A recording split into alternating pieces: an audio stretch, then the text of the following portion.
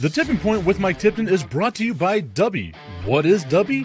Dubby is a clean energy drink that is made to give you focus with no crash, jitters, or angst like those other energy drinks have. They also have no maltodextrin fillers and don't use artificial dyes. Dubby contains vitamins, amino acids, a nootropic, and 150 milligrams of caffeine.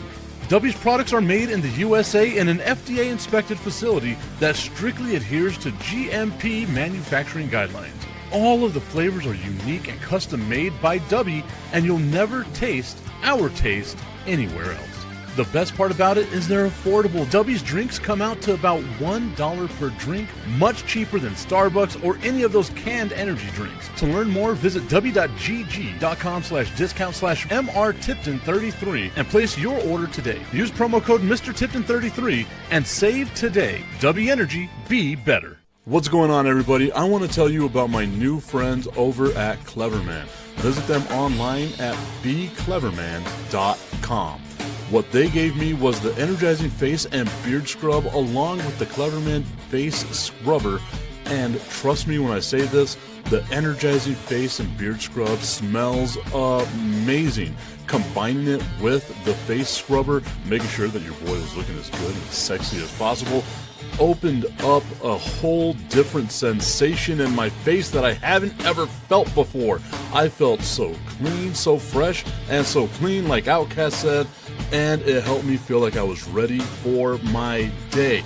Make sure you visit them online at becleverman.com and follow them on Instagram at clevermannyc. The link is up in my bio if you want to check out all the amazing products they have. Visit them online, becleverman.com.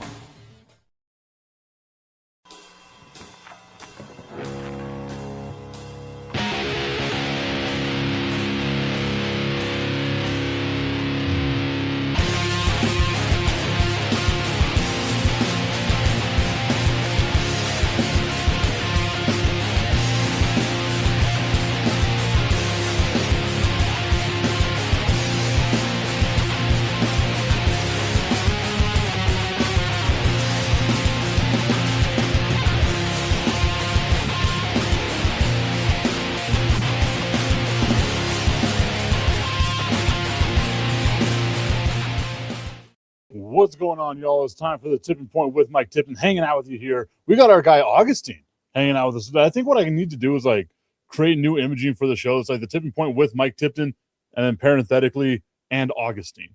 And the AP, the premier athlete. The premier athlete. You need to keep that straight. Come on, buddy. It's not like I'm wearing a cap or something to the show. Anyway. All right, Augustine. So we've got a lot of stuff that we can talk about in the world of sports today. I mean, the coaching carousel has been going crazy. Obviously, we have the AFC Championship and the NFC Championship coming up this weekend. The college football playoff came to an end in what was one of the most amazing games I've seen in college football in a while that didn't go to overtime. And I'm so happy. I'm so happy that Fernando Mendoza won when Trump was there. It just boggles the mind. I think my favorite thing that came out of that was it was like a quote. It was like, how crazy is it that a Cuban-born player is able to win the national championship and have ice in his veins while Trump is there to watch? I was like, that is great. That is absolutely great. You didn't say that right, Tipton. You didn't say it right. Uh-oh. Say it right. Bring 47 out. Bring 47 out. Is now the time for me to do that? I want Denmark. Anyway, oh God, we got other things we need to worry about than that. Anyway. More important things and more realistic things, by the way. Yes. Anyway, so let's talk a little bit about what's going on in the world of sports, right? We just had what was a great, for the most part, a great divisional round in the NFL. Your Patriots took belt to ass against the Houston Texans, which I was on your side on Saturday. I said, yep, this is what's going to happen. And it ultimately came through and happened. The one thing that I would say, if it's a healthy Texans team, maybe it's a little different. But again, if my aunt had a penis, she'd be my uncle. So ifs don't mean shit. What are your thoughts on that game, Augustine? No, but I think you're right to a certain extent, but I think it goes deeper than that. I think if CJ Stroud isn't a deer in the headlights, um, it's a different game because I don't know. The last 4 or 5 games, CJ just looked terrified. And in any kind of sport, if you're even somewhat afraid, you're done. And now the question comes to mind: does this continue like this for next year? Is CJ Stroud now touched by an angel, the angel of death, whenever he steps onto the football field? Because that was not normal. I mean, for an NFL type quarterback, that kind of expression was not normal at all, Tip. I mean, you saw it. You saw, I mean, as soon as he saw the defensive line, he was like, and his expression of just walking away from it was that of a lost man. I think we've seen a steady decline with CJ Stroud over the last couple of years, right? Like, again, only been in the NFL for 3 years, so take with that what you want. A lot of that does have to do with injuries. Tank Dell had that massive injury last season. Nico Collins went out for the majority of last season. Stephon Diggs went out for the majority of last season as well, right? This year, you're expecting the Texans to retool. Nico Collins was healthy for the majority of the year. Tank Dell kind of was in and out. Dalton Schultz stepped up for them. Then you get into the divisional round against the Patriots, and they're just a hurt team. That's not an excuse for anybody, but it's something that you can kind of lean on and say, okay, well, if a quarterback doesn't have his weapons, maybe, right? Like it gives you that little bit of a caveat. But how many times have we seen a quarterback who doesn't have a full slate of weapons that can propel a team to excellence? We've seen it with Patrick Mahomes. To a certain extent, we saw it with Josh Allen. Like, there's not really great receiving in Buffalo. And we saw it with like Tom Brady. We saw it with a bunch of other quarterbacks back in the day, right?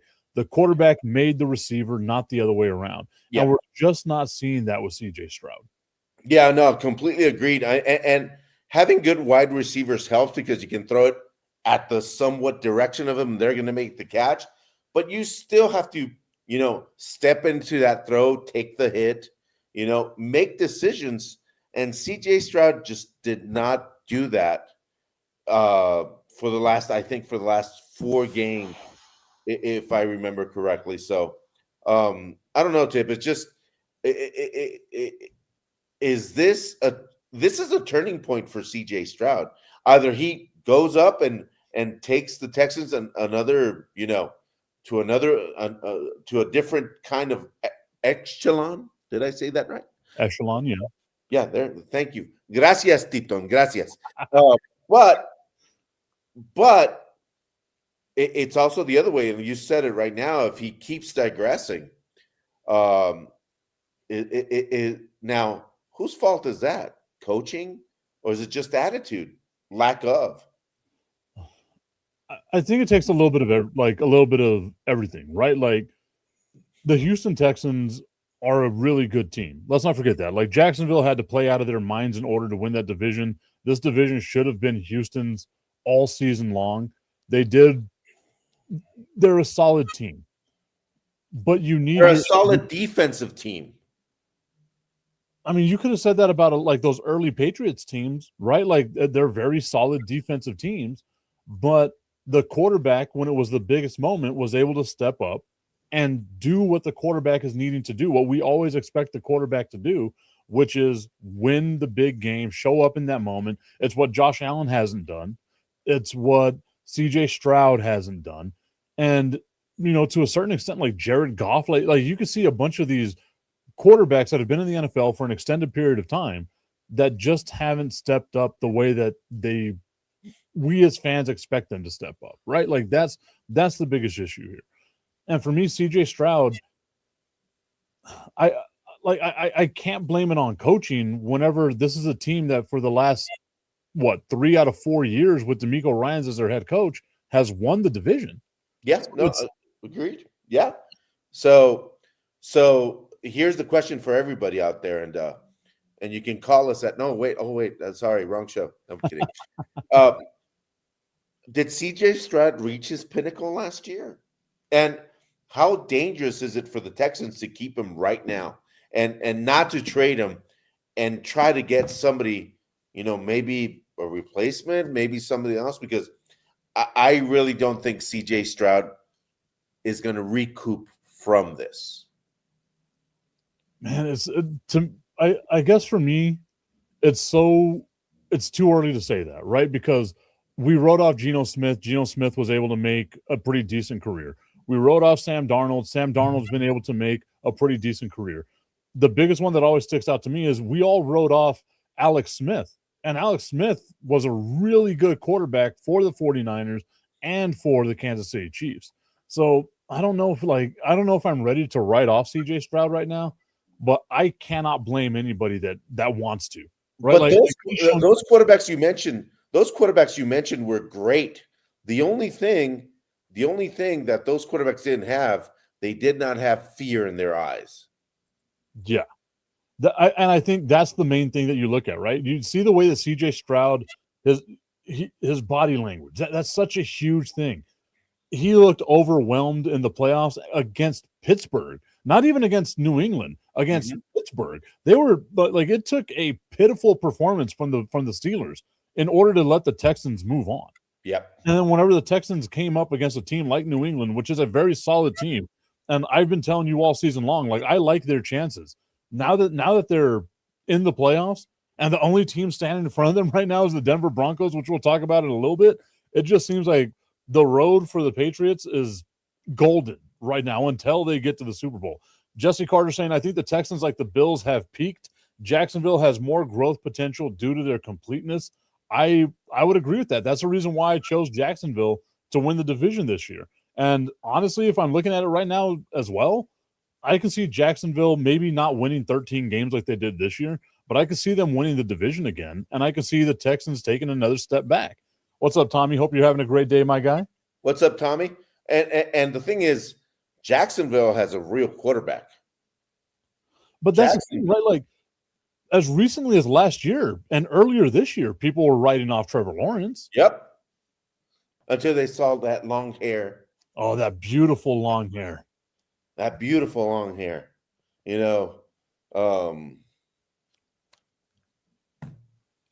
don't know. That division to me it's wide open. Yeah. And if Jacksonville, with Greg Poupon. I'll say Jacksonville sounds amazing. Like that sounds like a delicious dish. Yeah.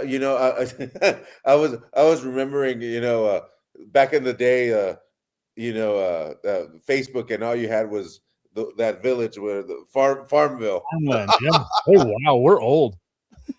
No, you're old. I'm just, curated. Curated. I like that. But the key here, and I think while you're drinking your light beer, I'm having my tea.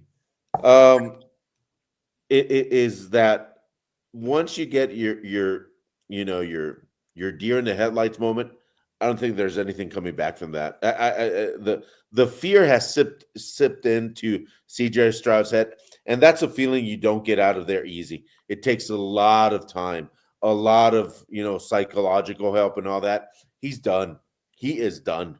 I'd love to disagree with you, but even if I name off like Sam Darnold or Mac Jones or any of these other guys out there, I don't think I've seen a quarterback have that look in their eyes when it came down to crunch time. And it wasn't just, again, like it wasn't just against New England, which was an overwhelming defense. The amount of fumbles he had, the miscommunications they had in Pittsburgh, they were lucky. Like, I know the score was 30-6 when they beat Pittsburgh. It wasn't a 30-6 game. Like, that defense is a reason why they won that game that badly. Yeah. No, completely agreed. And I think we should go to the winners of that game and tell you that for anybody thinking that the Denver Broncos have a chance, what are you smoking? I mean, with Bo Nix, they had a decent shot. With Bo Nix, handling, and him not being scared of the other of the defense, they had a legitimate shot. Now you got Stedham, Stedham, How do you say it, Tip? Stidham. That one.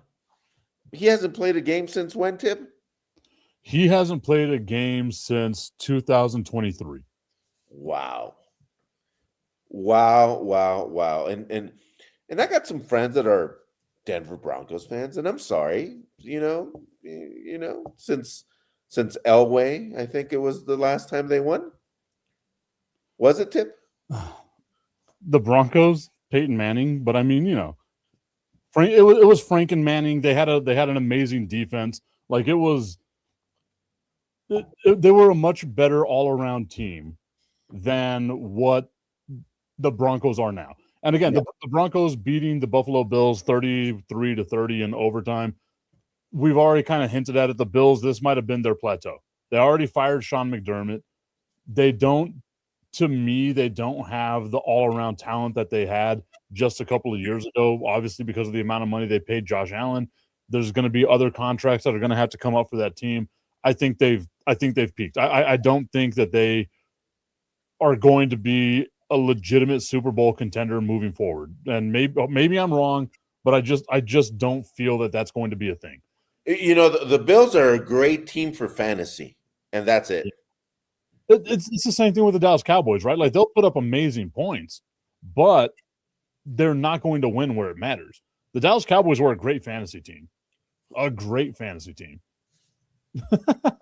looking to where are the Cowboys, and they are going to go to the Super Bowl in the stands. Let's keep them there.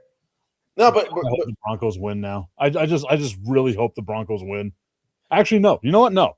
Again, the way that I am, because I'm such a good friend. I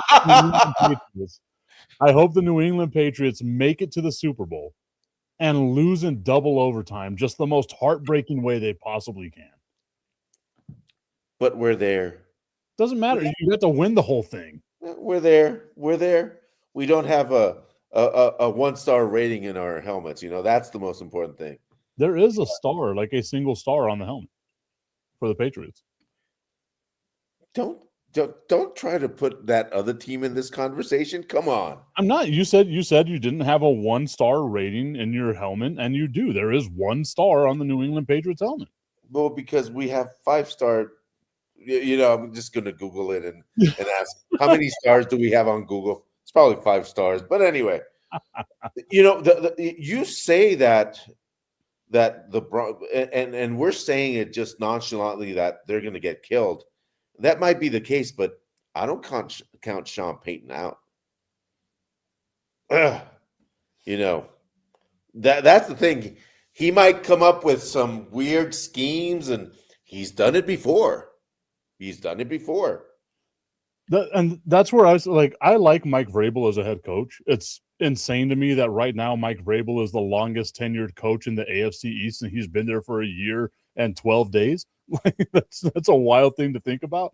But I would give the coaching edge to Sean Payton because we've seen him win, and he's won.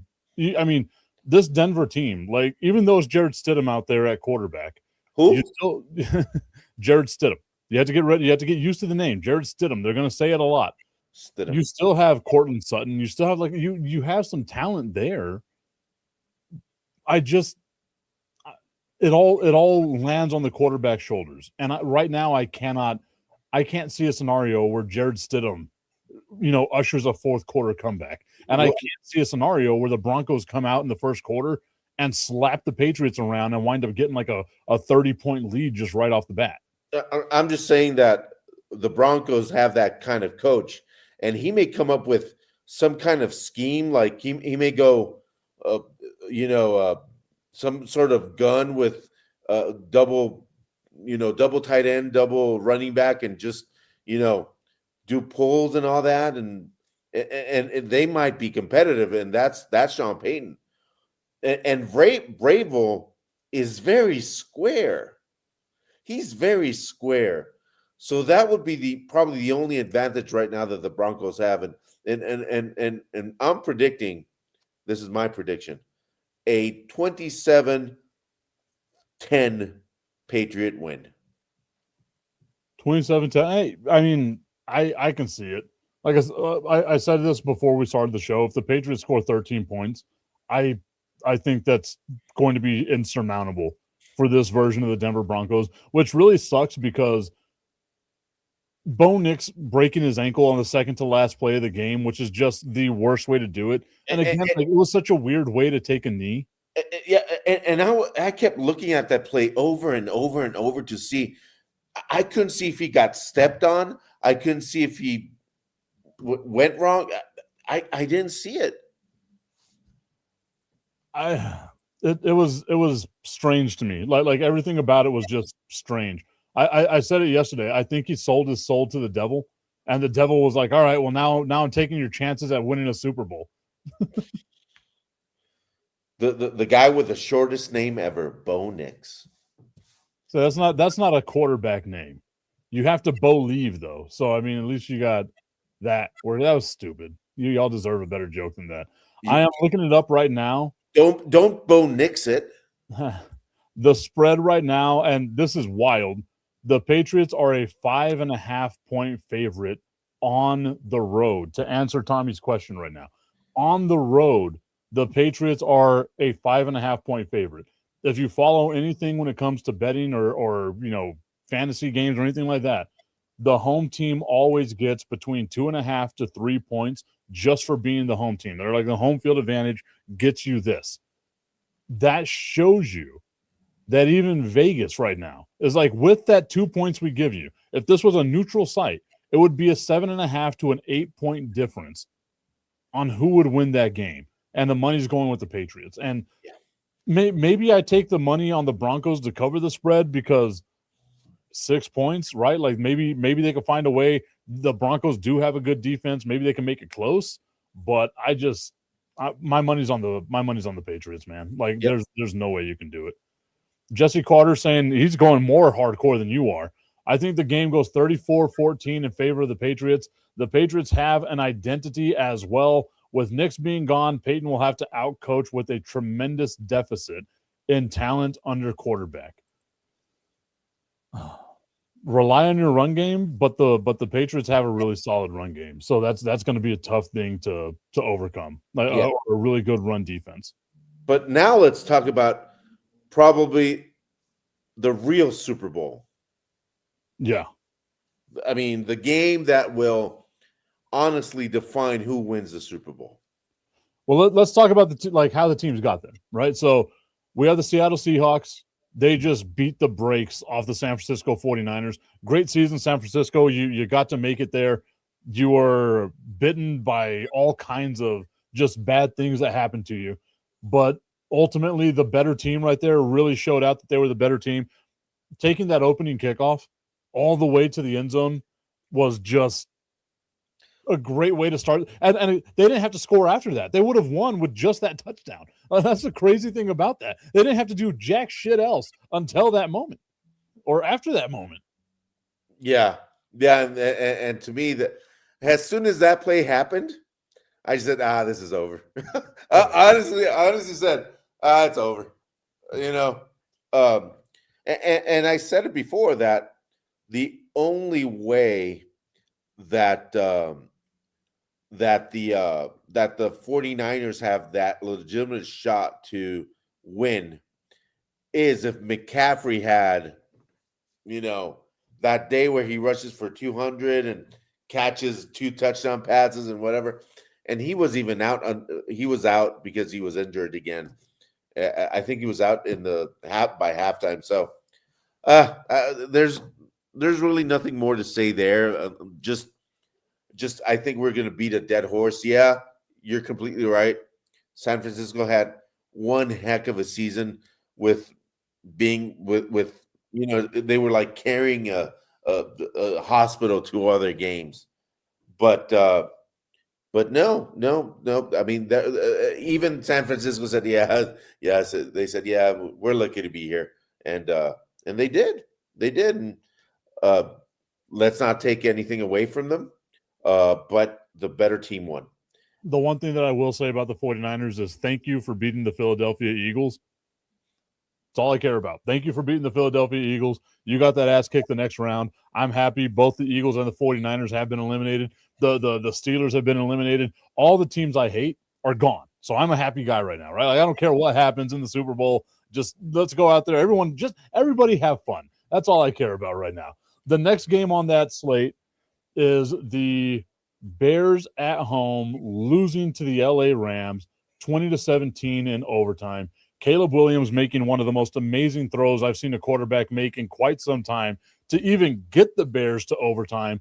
And then while in overtime, one of the dumbest throws I've seen a quarterback ever make. Like, that was the true Caleb Williams experience that you got right there. What were your thoughts about that game? Because the LA Rams, to me, I've said it this whole time. I've said it all season long, Augustine. I think the Rams are the best team in the NFL left. They don't look like it at times, but I still feel like they're the best team left in the NFL. Yeah, they're such a complete team, and just, you know, Stafford's decision making has been questioned sometimes this year. He is a gunslinger. You know, where's your cap? You know, you have to. He is a gunslinger, like you, Tipton. But I really think that if they play like they did against the Bears, they will lose, because they weren't that complete team. They were not dominating. They were not, you know, and Chicago, granted, they had a great year, the Crooked Commish. I mean, it only counted for 14 yards, but that son of a bitch was in the air for 51. Imagine that. It's a 14-yard pass in the books, but all of us saw this thing in the air for 51 yards. Yeah. But Chicago, I think, bit a little bit more than they could chew this year. They overachieved. Oh, yeah. And one of the things that is clear, that team lives or dies by Caleb Williams.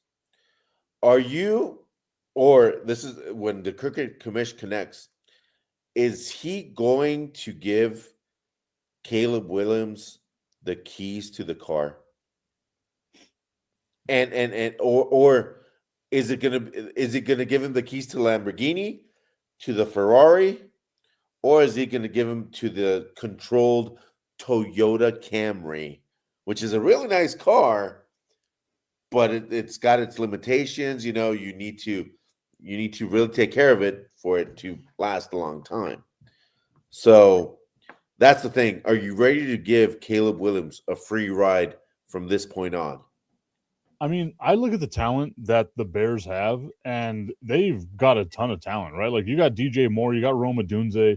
Like, they've got some dudes out there in the receiving corps, especially the way that Luther Burden has stepped up during this season. Then you look at, like, you know, Cole Kmet and Loveland, and, you know, the running game they have. So, like, I don't think you necessarily have to put it all on Caleb Williams. They're a very balanced team. No, but I really think you do, because he makes or breaks that team. I mean, every quarterback does, right? But, but I don't feel like you have to, right? Like they're so balanced. What I would do is just focus on the defense. If their defense was a little better, they probably would have been able to win that game. But their defense let them down. So you would give him the keys to the Ferrari for the Camry, then controlled chaos. I'm giving him the keys to the Tesla that drives itself. That's what I'm doing. Wow. Jesse Carter saying, I think they were under Coach Payton or any other top tier coach would go for 2. Oof. At the EOR is what he's saying as well. I think the only issues that you can have with Ben Johnson is there were times where it's 4th and short and they're in field goal range and he doesn't kick the field goal. I get it that it's snowing. I get it that it's cold. It's this and that. But at least if you kick the field goal, we're talking about a completely different game right here. You know what I mean? And then Jesse's saying, okay, well, you go for 2. I don't think you go for 2 in that situation. Not you know, you lose a playoff game by going for 2, we're scapegoating Ben Johnson. So it doesn't matter what happens. He's going to be the scapegoat no matter what, right? Like, sorry, it wasn't going to me. The risk of going for 2 at the end of the game in the playoffs is not worth it. Is not worth it at all. Tommy kind of agreeing with that saying as well. I don't think any coach goes for 2 with the NFC Championship on the line. I don't see it that way. You wouldn't do that in the Super Bowl either. Unless you're the big underdog, that's when you do it. The huge underdog.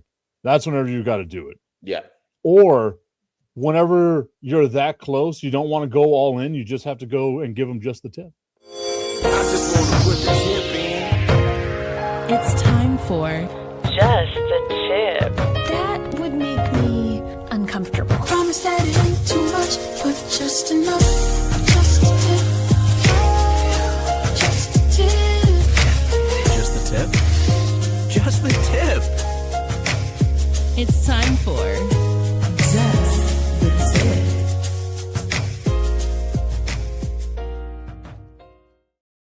Tip, my aunt is listening. Be careful.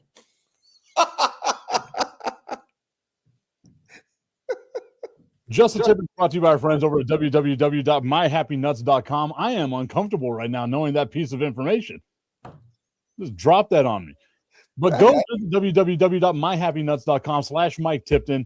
Use promo code Mike Tipton at checkout and save on the best manscaping trimmer for your groin, according to Forbes magazine. Yes, Forbes giving us some love at www.myhappynuts.com. Use that promo code Mike Tipton at checkout and save on all of your male grooming needs. She gets the free pass this time. I thought you were going to say Playboy, not Forbes. That would have been great. Yeah. That would have been great. Yeah. So I guarantee Tommy's sitting here right now like, wait a minute. The Augustine's aunt's right there. I got my kids in the car and you go much more hardcore than that. My aunt, I got to say hi to my aunt. Hola, tía, ¿cómo está? But my aunt, she's a professor in the university. So exactly. So, hey, aunt, he's doing his master's if you want to talk to somebody there. But anyway. Wait a minute. Hey, whoa. Calm down with that stuff. Okay, so we've got it laid out right now, right? I think if that's just a tip. If you're the Bears, you just keep doing what you're doing, right? Yeah. I've said it right now. I think the Rams are the best team in the NFL. I don't think you agree with me. I think you'd lean more towards the Patriots because of your fandom, but I feel like we're on a collision course right now for the Patriots to make it to the Super Bowl, and for I want to say maybe Seattle, but I'm going to lean with the Rams, which is, I believe, the prediction you gave us at the beginning of the year. Mm-hmm. Was yep. No. Because no, I said the Eagles. Yep. Yeah. I said the Eagles were going to repeat, but then I watched football. I think you got about halfway through. You've been saying it for a while. I will say that. You've been saying it for a while that it's going to be Rams and Patriots in the Super Bowl, giving us that rematch from 2001. And I feel like I feel like you're right. Like I really feel that. I want to say Seattle's got a chance. Sam Darnold did prove to me that he can be a game manager. That's all he needs to be. But that Zach Charbonnet tearing his ACL, your lead running back tearing his ACL, that's going to come back and bite you in the ass if you're Seattle. So I'm leaning more towards the LA Rams here. What are your thoughts on there? It's a tough. It's gonna be one tough little game to play, and it's gonna be close. I think it's gonna be a field goal close kind of game.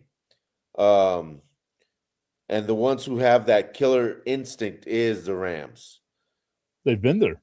And more than anything, I think if they're smart about it, they're going to go after Sam Darnold. They're going to really go after him and tell him, we're going to hit you so many times that you're just, you're going to be thinking about passing it. And he really hasn't proven to win the big game yet. He, like you said, he's a game manager. He's a Trent Dilfer. But there's a big but there. But but Trent didn't have the Rams right in front of him. So Rams win. Rams go to the Super Bowl, and Rams win the Super Bowl. Our guy, Bo Crouch, you've seen me do a couple of shows with him before in the past, saying right now he is going with his beloved Seattle Seahawks. He lives in Seattle. Obviously, he's leaning towards Seattle. And I was thinking about this, right? You think about Seattle and you say to yourself, okay, up north, probably going to be a weather game. Degrees and sunny. That's the projection on Saturday. 44 degrees and sunny. It might be snowing in El Paso, but it's not going to be snowing in Seattle up there. So I don't think the weather is going to play much of a difference. The one thing that does play a huge difference for this team, though, is that's one hell of a home field advantage they have in Seattle. And if they get an early lead, it's going to be tough. You saw how quick the 49ers crumbled with just how loud that stadium got. I don't think that stadium was like anybody in the stadium was sitting down at all throughout the whole first half or second half of that game. Yeah, that's the epitome of that 12th man, and that decibel level just gets. I've never been to a game in Seattle, but that's on my bucket list. But every time they interview somebody, they go, "You just can't think." It's at that point where you just can't think, and I think if we were still that golden age of the NFL, that they would penalize stadiums for being loud, this would be the most penalized team in history of the NFL. Bo said the sentiment that I think a lot of people out there have of whoever wins the NFC is going to win the Super Bowl. And I kind of lean that way too, right? Like, again, I like the Patriots. I love what they're doing there. I love the way they've been building this team. Augustine, I had to try to convince you at the beginning of the season that this was going to be a really good team. They're better than I thought they were going to be. Denver won the division the way that we predicted they would. I just can't see New England beating either the Rams or the Seahawks. And I've got the Rams right now. Like I'm leaning more towards the Rams. Yeah, but I think the Rams is a better matchup for the Patriots than the Seahawks. Yeah. It's a better matchup for the Patriots, because if the Seahawks go ahead, Seahawks are going to crumple the Patriots, because that defense is just going to be so good against Drake May. You've got to remember, how old is Drake May? He's 24. So he's only in his second year. Yeah, I mean, and the thing is, he is the epitome of a game manager, because what is his percentage completion rate? 74, something crazy like that. So,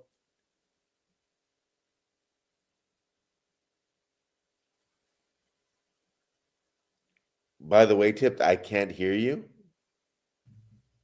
Damn. I hit a button. I was just gonna let that slide. I was just gonna go, and then when you come out, go, yeah, you're right, but I can't. I could have said the most outlandish shit, and you would have agreed with me. I missed my opportunity. You probably did.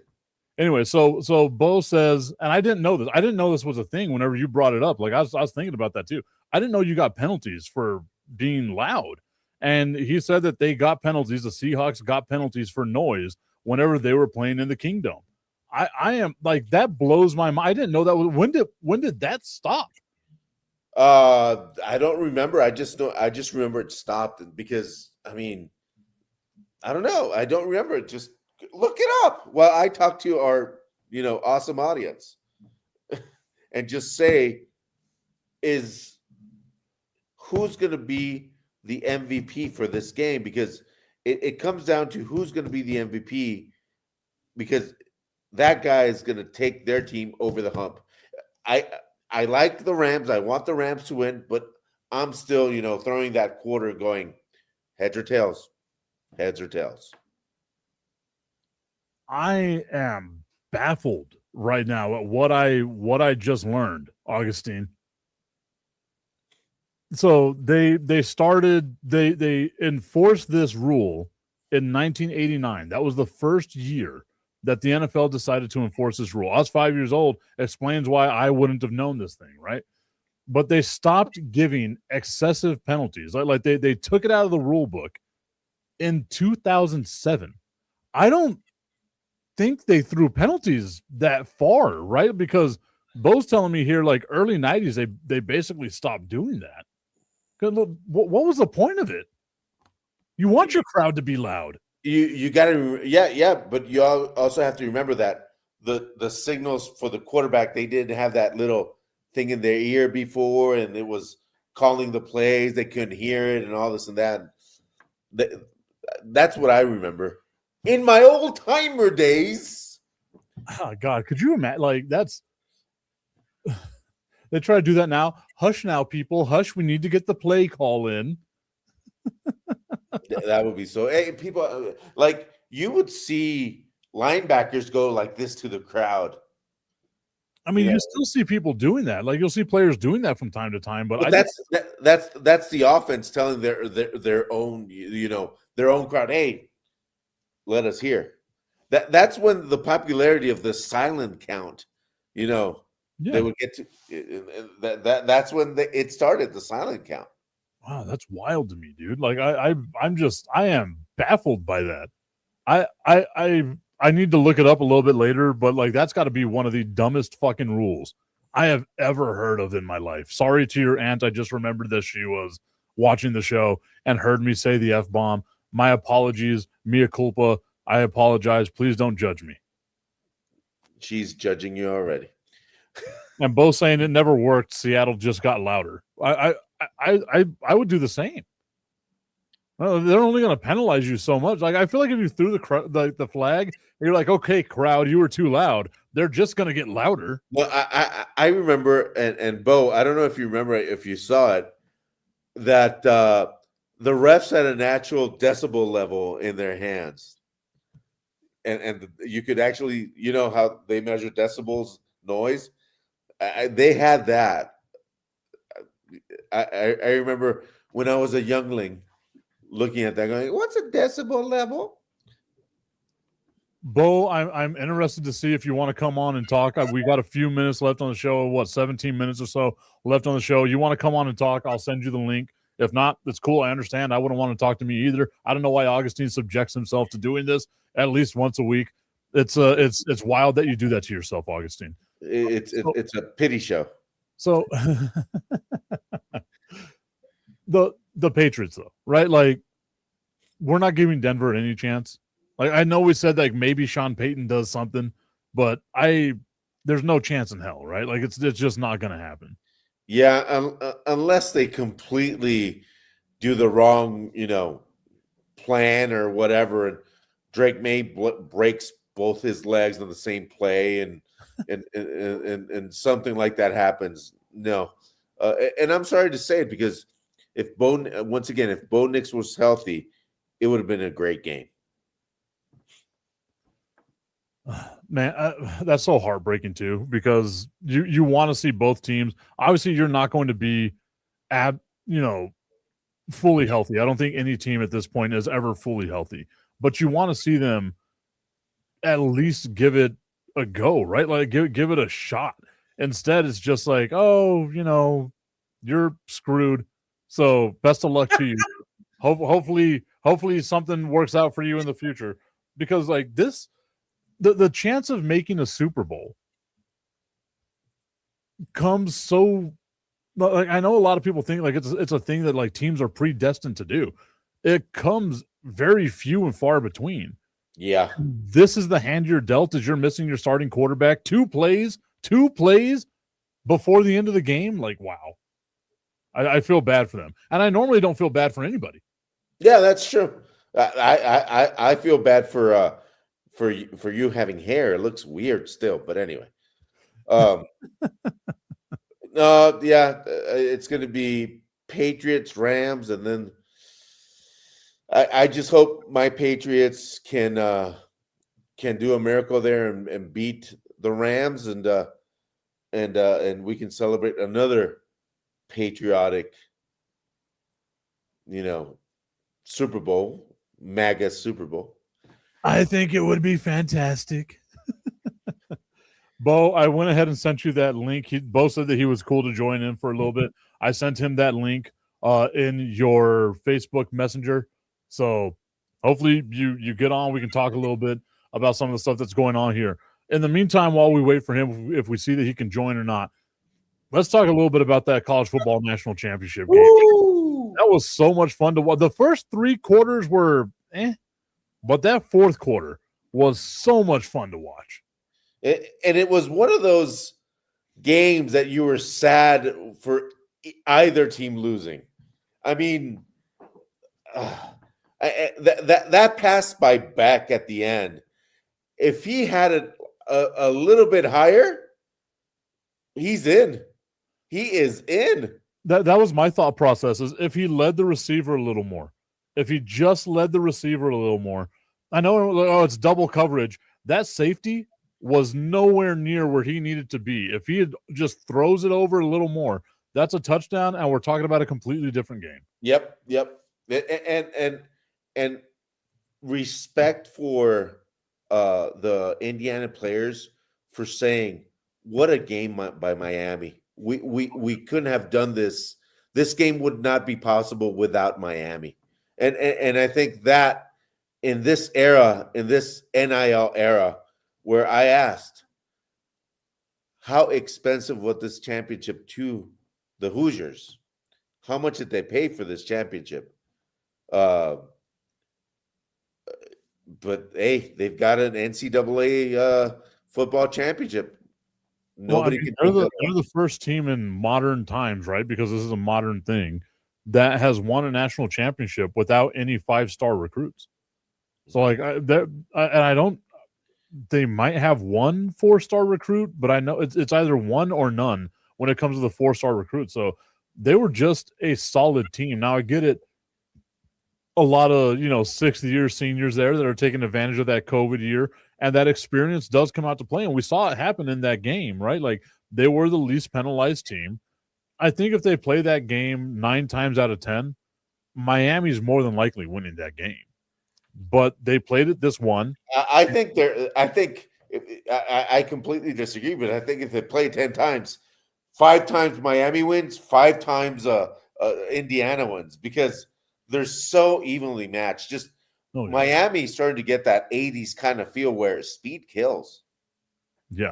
They're basically just speed on acid and whatever is going on in Miami.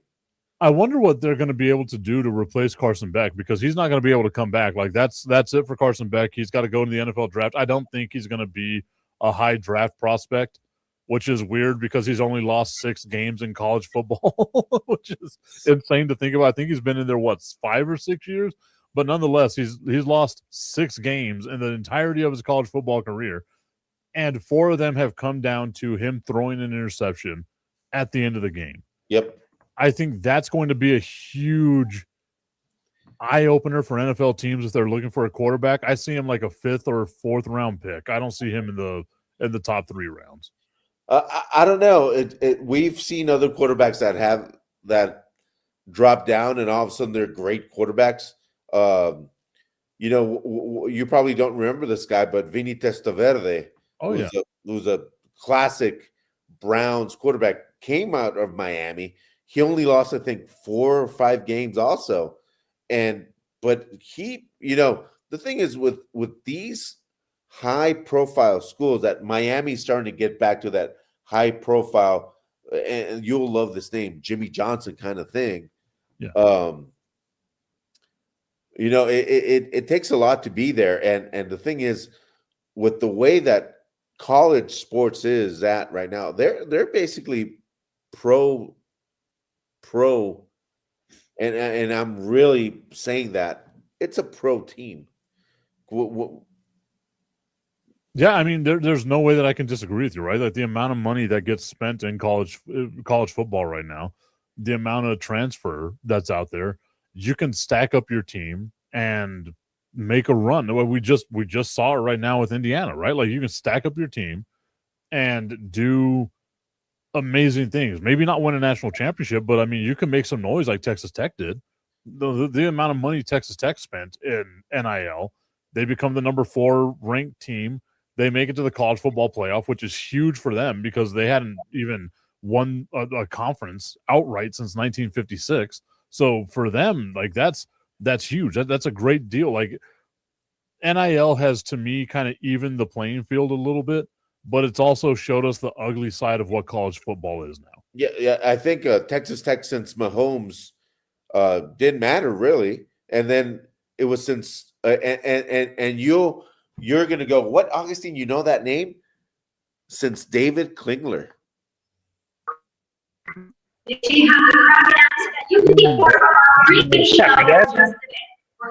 believe Bo's at a game right now. Right? Where are you, Bo? Yeah.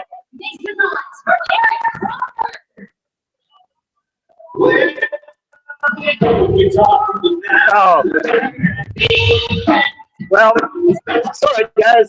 The band just kicked off, so I'm not going to get to talk anyway.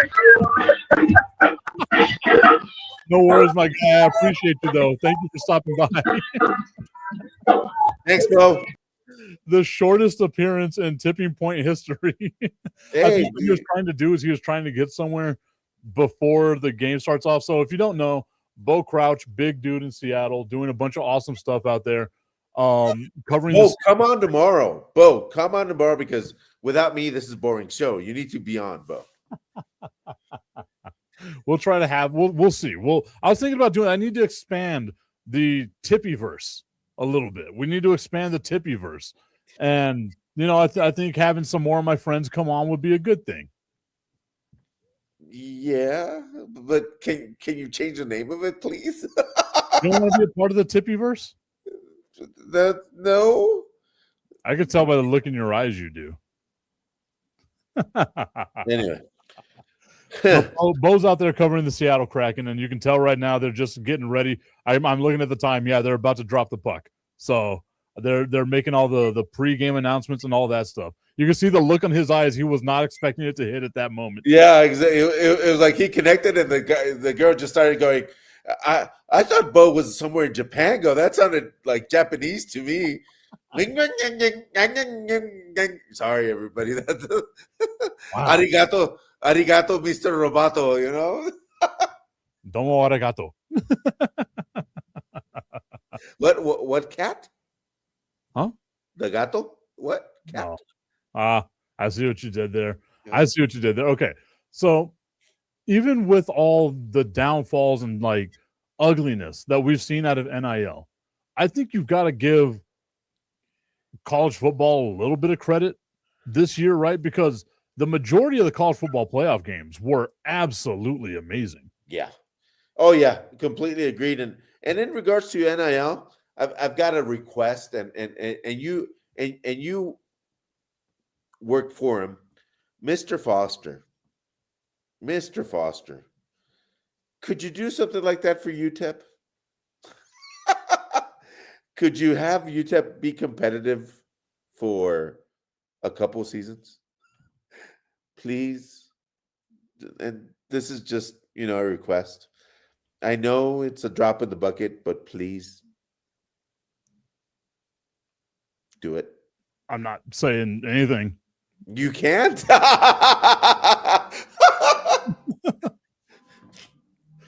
There we go.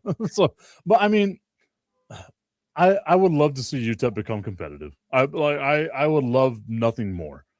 But you're right. And it's not just the Paul Fosters that are out there that need to put their money where their mouth is. It's all the people out there that are constantly complaining about what UTEP brings to the table. I might not donate much, but I'm donating. Yeah, I give my $7,000 every single year when that little envelope comes in. Yeah, like I do what I can. You know what I mean? And I feel like if they had more people doing that, more alums doing that, the product might be slightly better. But I also understand the thought process of a lot of people, because I'm the same way. If I'm not getting an ROI, return on investment, then I'm probably going to pull my investment out. You know what I mean? Like I'm not going to leave a bunch of money. I'm not going to fund a money pit. And here's the thing, Tipton, and most importantly, and a lot of people don't understand, and people at UTEP need to understand, they need to do community events. Yeah. They need to go out to the community. They don't do that. They want people just to put their money to them and them not do nothing. Excuse me. You have to find a way to win the community back because your reputation in the community right now is not good. And I don't that's not us being super critical or anything like that of UTEP. It's just the fact of what the situation is now. It's not a good reputation in the city. And that's not a critique to Miss Wilson, President Wilson. That's a critique to Jim Center. That's a critique to Center, to Golding, to all those head coaches, to all those players that are saying, yeah, come out to the games. Yeah, you have to build an audience first. You go out to the junior high schools, go out to the high schools. Hey guys, we're here. Let's do a little pickup game or do a scrimmage somewhere. Even the UTEP basketball team went to Ciudad Juarez to do a scrimmage and do practices, and there were a lot of people from that practice went to UTEP games because I'm telling you, because they told me, yeah, I'm going to go, and they did. I mean, we can't argue with you, Tommy. UTEP sucks ass. Just say it, guys. I mean, they do, and I agree with you on that. You got to have a lot more community engagement, and I think the thing that stuck out to me was seeing how upset, and rightfully so, maybe not rightfully so. I understand the extenuating circumstances that happened, but how upset people were with Duke whenever there was a miscommunication and Duke didn't make it to the children's hospital, right? I understand how that's a bad look.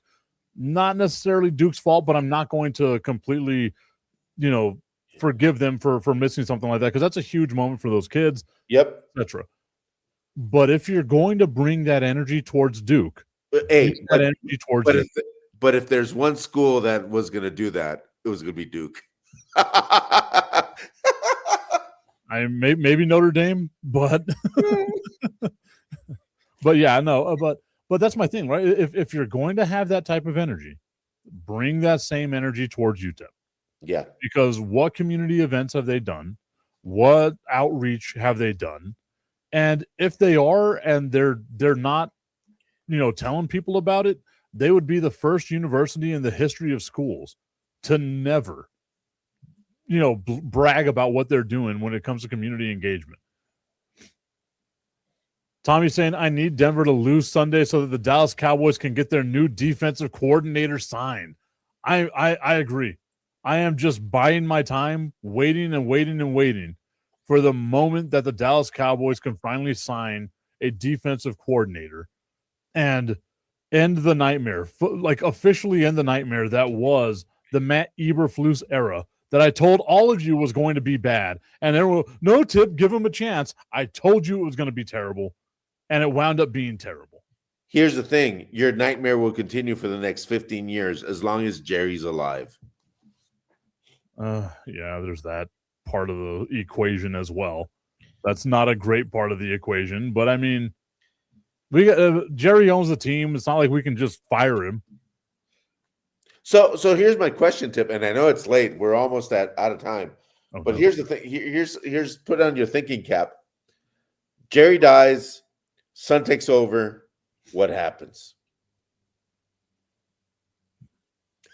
They probably get slightly better. I don't think they win another Super Bowl right away, but I think they would probably get better because I think Jerry is super meddling. He's just like any other old man. He's just putting his nose where it doesn't belong. That sounds like Homer's dad. But anyway, Homer's dad, Homer Simpson's dad. Come on. Oh, okay. I thought you were talking about like Homer from the Odyssey or something like that. That's my bad. Oh, you went the Odyssey there. Well, Achilles is going to come out and kick our ass anyway. So that's more the Iliad, but I mean, yeah. That literature degree is really coming handy. I those were two of my favorite books. I know it's weird, but I love that story. Yeah, the Iliad is great, and Brad Pitt was wonderful. Oh, he's so dreamy. He's on the Man Crush list. He's on the man crush list. Tommy's saying that Steven is worse, but at least the devil will the devil cashed in on Jerry's soul and we will have a shot. Damn. It got dark quick. Yeah. It got dark and everybody, thank you for joining us today.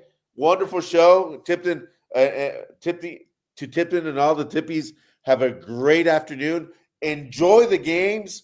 Go out there and have some fun. And be careful this weekend in El Paso. And be careful everywhere. There's a huge storm coming. And it's called the Patriots.